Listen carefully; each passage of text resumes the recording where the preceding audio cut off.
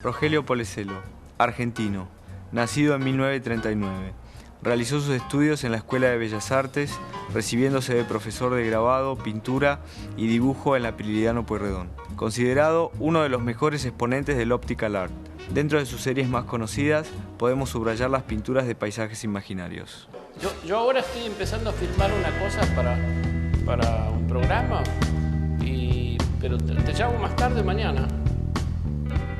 Yo quiero que empecemos hablando del abstraccionismo geométrico. ¿Qué es eso?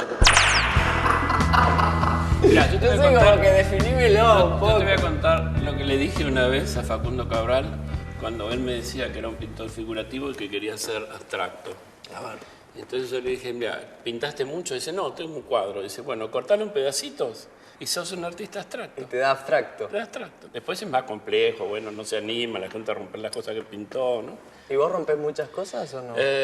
No, yo acumulo. Como podés ver en este lugar, yo acumulo cosas. Yo creo que todo va a servir y lo dejo que madure. Y después le encontrás como la Después salida y le buscás alguna... Sí, a veces no lo encuentro nunca y a veces no encuentro lo que guardé también. Las cosas aparecen a veces hasta microscópicas, no sé, algo que te trae una idea, no sabes por qué. Millones de personas pasan por un lugar y no lo ven. Y de pronto uno tiene una sintonía diferente y cualquier cosa lo relaciona. Pero yo me paso el día mirando cosas. Produce una fusión y eso produce un mensaje. Quizás lo siento en ese momento y nunca más lo vuelvo a hacer. A veces lo guardo pensando que lo voy a utilizar, quizás no lo utilizo. Quizás aparece una utilización inconsciente. Vos sos como un artista viajero, porque ahí como vas como incorporando cosas que después usas en tu obra, ¿no? Sí, a mí me gusta mucho viajar. Descubrí, por ejemplo, que las ferias son realmente importantes. Una vez, me acuerdo, traté en Londres de ver galerías más under y era muy difícil, están muy lejos unas de otras. A veces llegaba hasta el lugar y estaba cerrado por una instalación. Pienso que lo bueno es que en un sitio como puede ser Basel, Miami o Basel, hay muchas cosas para ver. Yo siento que me he enriquecido muchísimo con todo eso. Claro, las tenés todas juntas en realidad, en el mismo lugar. A mí me interesa mucho lo que hacen los artistas jóvenes, que creo que debo ser uno de los pocos que se interesa por los que hacen los más jóvenes. Me interesa además ponerme en espectador. Me pongo en espectador y en coleccionista.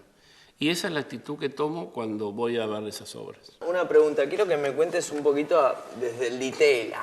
El Ditela fue fascinante. Era la época que salíamos de la Escuela de Bellas Artes junto a Lepar, Moyano, Sobrino, García Rossi, Wells, Marta Minujín. Es decir, había un grupo muy, muy fuerte. El Ditela realmente fue un lugar fundamental para aquellos años, donde uno podía ver las colecciones, las exposiciones del exterior, las exposiciones que se hacían de artistas argentinos.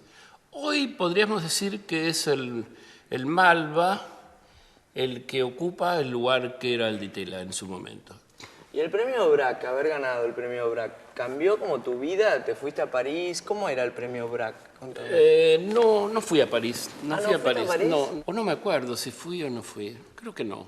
Para mí fue muy importante también un premio anterior, que era el premio ESO en el año 65, que eran artistas latinoamericanos y que el premio más importante se daba en Washington. Yo había participado y había sacado, no sé si era una mención o... Sí, el premio en realidad era un monto de dinero importante en ese momento, una medalla de oro que todavía conservo y además eso me sirvió para recibir invitaciones de un montón de museos en Estados Unidos y en América Latina. ¿Y esas invitaciones que eran para exponer o para...? Para exponer. Y empecé a vender mis obras. Hice una muestra en el Museo de Arte Moderno en México, otra en el Museo de Arte Moderno de Bogotá, en el Center for Inter-American Relations en New York.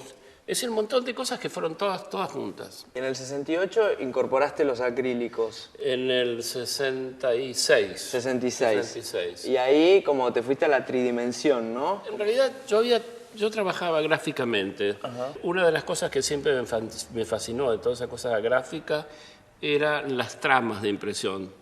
Si mirás con una lupa ves los círculos que imprimen con los colores primarios y se hace la imagen, digamos. Lo interesante para mí fue que cuando nos llamaron de la Cámara del Plástico para mostrarnos un nuevo material, me acuerdo que cuando el ingeniero hablaba y contaba las bondades o las posibilidades de cómo se podía trabajar, yo inmediatamente me di cuenta qué es lo que tenía que hacer. Tenía que poner esas tramas en una masa transparente. Así empezó. Tengo unas piecitas chiquitas bordadas por ahí con las que armé un abecedario y con ese abecedario empecé a armar millones de fantasías de cómo iba a desarrollar lo que quería decir. Empecé a hacer después piezas más grandes con la ayuda de mi hermano. En realidad también tiene que ver con cierta cosa de la infancia que yo cuento. Yo jugaba en la casa de mis padres con unos vidrios que me aproximaba a los ojos, ¿no? Y veía todo, veía lo que estoy haciendo ahora o lo que empecé a hacer en el año 60 y pico, pero en otra escala. Ahora no necesito aproximarme, puedo caminar entre esas obras. Siempre me aproximaba a las cosas que encontraba a los ojos y miraba y soñaba. ¿Sí? Es eso.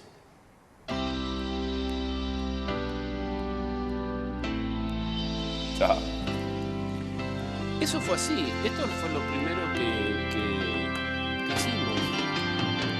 ¿Cómo desarrollarlo? Claro, llevarlo a grande. Porque, por ejemplo, yo por eso estoy en contra de la enseñanza de la pintura. Porque la enseñanza de la pintura, ¿verdad que si de pronto tenés que hacer otra cosa? ¿Qué importa? Tenés que aprender cómo se hace esto. Claro, o lo que sea. obvio, que no tiene nada que ver con la pintura. Me acordé ahora cuando estaba hablando con vos, porque en realidad yo lo que hacía era esto. Estaba todo el tiempo así. Porque había... ¿Era oftalmólogo tu viejo? No, había vasos y veía cómo se distorsionaba la luz o cómo se deformaban las cosas. Después un día llegué a justificarlo porque de alguna manera mi viejo venía de un lugar cerca de Venecia, Pordenone.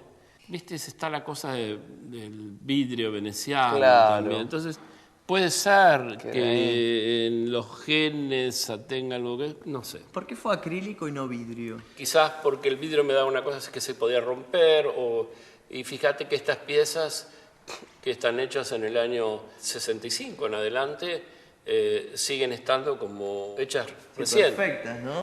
Lo que se altera es la superficie. ¿Y qué quedó de los 60 en tu obra de hoy en día? La distorsión de ese rigor. Empecé a producir una obra que no sabía porque lo visualicé más adelante. Yo trabajaba de las dos maneras, con gestos y con una estructura. Después de un tiempo me di cuenta que realmente eso era mi obra anterior visto a través de los acrílicos. Y empecé a trabajar con las imágenes deformadas. Entonces hoy es más fácil, digamos, porque ya tengo asumido eso de la deformación, que vuelve a ser lo mismo, esa aproximación a los ojos y ver las deformaciones o las multiplicaciones. De volver a los 10 años. Sí. Me gustaría volver a los 10 años. No, bueno, pero es como volver a tener como esa misma sensación, sí, ¿no? Me encantaría. Creo que uno no debería dejar nunca eso. ¿Y cuáles son tus proyectos ahora? Ahora, dormir un poco. Cuidado que tenés un escalón allá al final, antes de llegar a...